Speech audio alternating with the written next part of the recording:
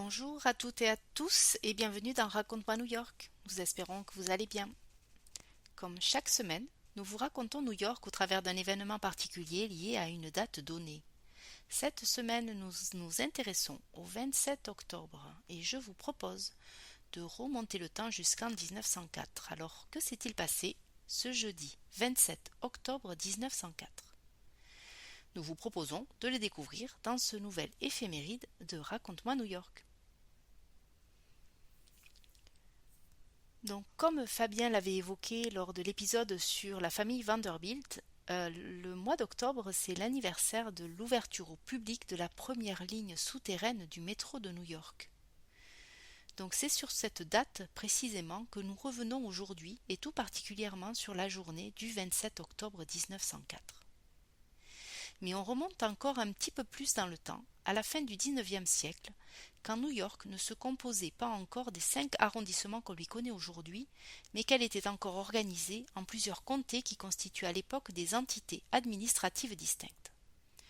Chaque comté possédait des lignes de chemin de fer aériennes éparpillées sans aucune organisation logique et qui dépendaient de surcroît de compagnies différentes, ce qui est compréhensible puisque les arrondissements n'avaient pas encore été réunis.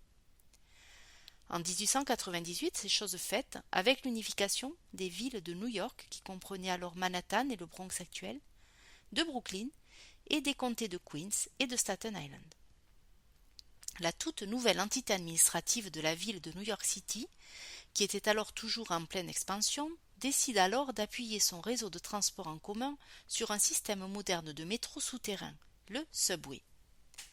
C'était un projet onéreux et l'organisme qui s'en est vu confier la tâche est alors l'Interborough Rapid Transit Company ou IRT, organisme privé fondé par Auguste Belmont. Nous vous avions déjà parlé d'Auguste Belmont à l'occasion de l'épisode relatif à Times Square. Cet entrepreneur visionnaire avait effectivement joué un rôle important dans la construction du métro de New York.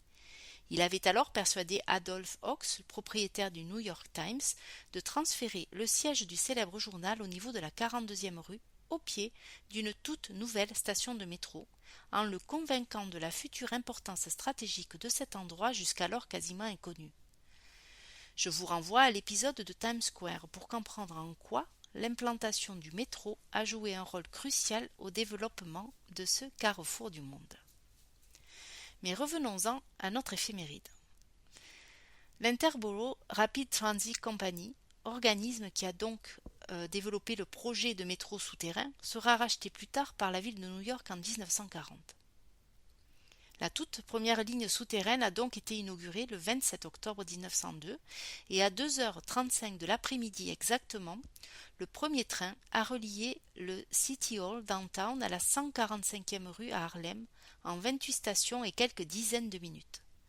C'est le maire de l'époque, George B. McClellan Jr., qui conduira lui-même la rame sur quelques kilomètres. L'enthousiasme autour de cet événement était palpable et dès le premier jour, ce sont plus de 150 000 personnes qui ont effectué ces premiers trajets. Il faut se remettre dans le contexte de l'époque où les rues de la ville, alors en pleine expansion, sont encombrées de véhicules à chevaux.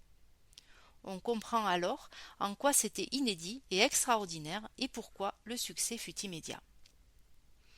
Cette première ligne fut suivie de bien d'autres constructions souterraines et par l'unification lente et progressive de l'ensemble des réseaux préexistants qui fait du réseau de transport par rail de la ville ce qu'il est aujourd'hui, l'un des plus importants et des plus fréquentés au monde. Mais ce métro nécessite d'être rénové. Et c'était l'un des objectifs affichés du projet de péage urbain, le congestion pricing, envisagé dans le sud de Manhattan, d'une part pour limiter les accès des véhicules, mais aussi pour financer des extensions et des rénovations de lignes de métro. Ce 27 octobre 1904 a ainsi marqué un tournant dans l'histoire de New York, avec l'introduction de ce nouveau mode de transport qui a transformé la ville sur le plan social, économique et urbain.